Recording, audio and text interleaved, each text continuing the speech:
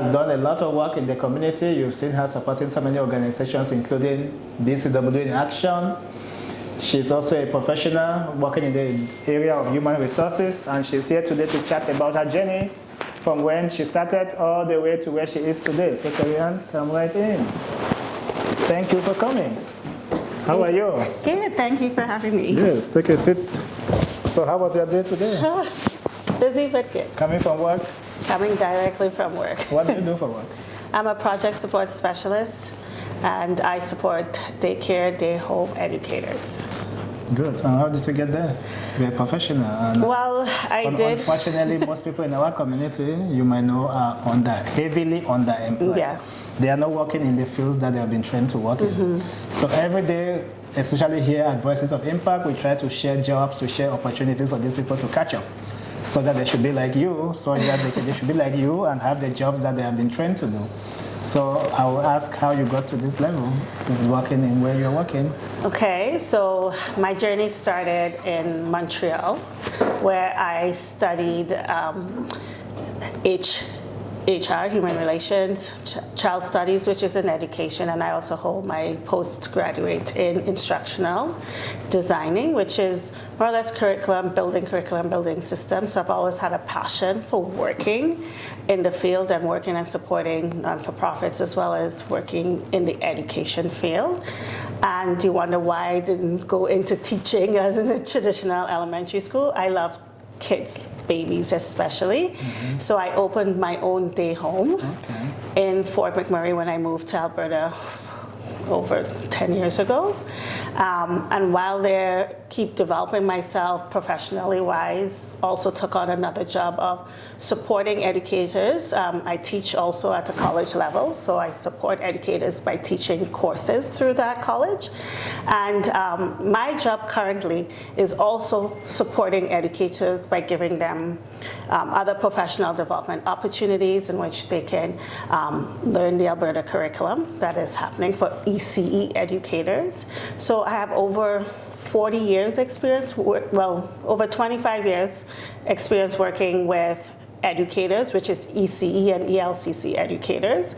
So with that experience, my job affords me that opportunity to support them, and so that they are not working on the same curriculum that was taught 20, 25 years ago, but we are pushing them into the future and guiding them into the new way of learning, which is involve children's interests, designing curriculums that are emergent, responsive, and that's what I enjoy doing. That's what I did when I had my day home. That's what I teach as a college instructor, and that's what I do as I support in my role as a project support specialist. So you have two jobs. I do. You teach from your experience running your day home. Yes. I would say also some that you learned in your training. Yes. And you also work in the policy for what affects day home and daycare. Yeah, well, not just the policies, but we offer professional development courses that they can take just to improve themselves as educators, right? So we offer not my company, but who I work for, we offer pedagogical support, coaching, all of these things. And it's still working with educators, although I'm not working directly with children. You're not frontline, but I'm not frontline. Still supporting. But I'm still supporting, but now I'm supporting the educators themselves, the women that work with the children or the men that works with the children. So that's a good information on what you do now. Yes. How did you get from Montreal to well, what took you to Fort McMurray? From a mega city like Montreal, the second largest city in Canada, to one of the smallest cities in Canada. Work. Also fun city, because at least I've been to Fort Mac. It's a beautiful city. Fort Mac is very nice and fun. I loved Fort Mac.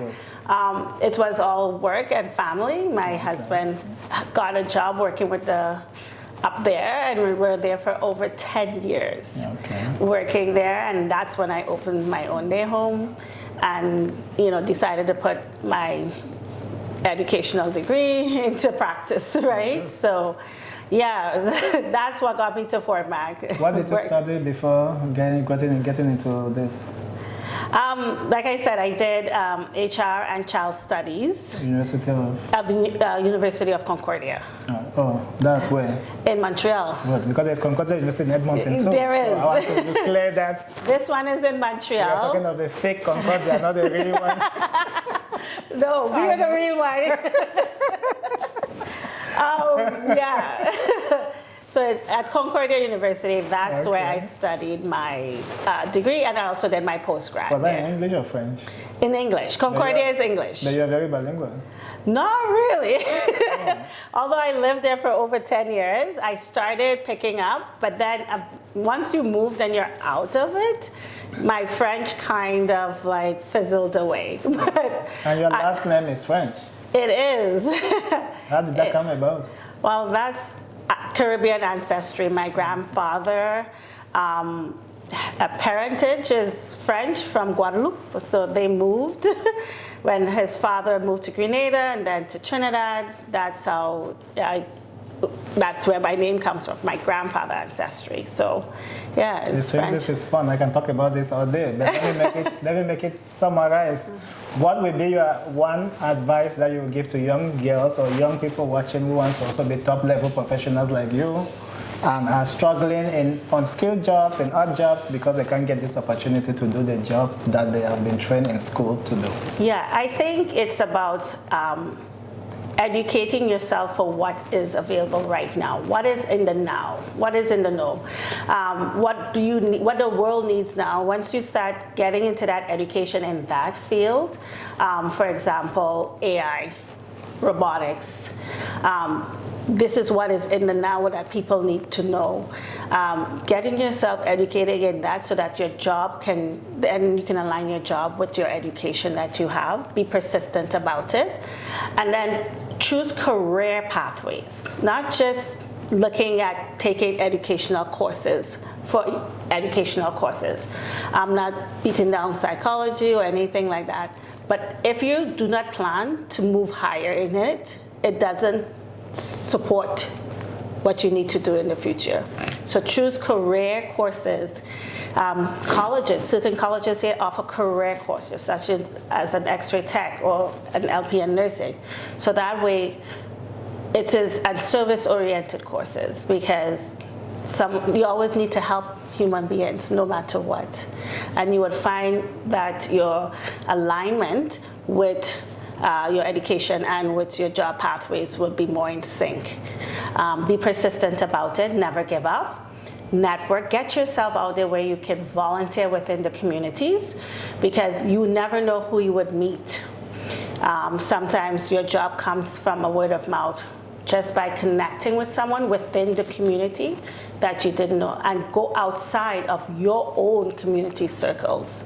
I have met a lot of people just by doing that, and some of the pathways that I have taken to get the job where I am did not come from me just sticking within my Caribbean circle or sticking within my Black circle. It comes from me networking and going outside to meet other people. So those are the two advice that I would give. I know you asked for what. What are the places that you go outside your circle that you encourage people to go to? One of the things that I did was, for example, go to empowerment sessions, not necessarily for Black women, but for women. I went to that and I invited myself.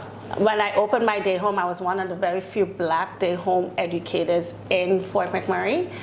And I didn't let that deter me from opening my day home.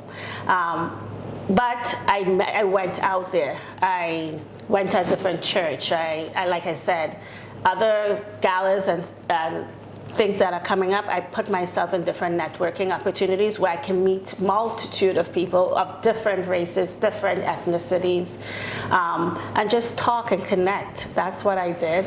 Like I said, the word of mouth. Someone said, oh, this person, I know this person. They had a good rapport because I talked to them and their education skill is in this, and someone called me for this position. And I see you also volunteer a lot. What are the organizations you volunteer for?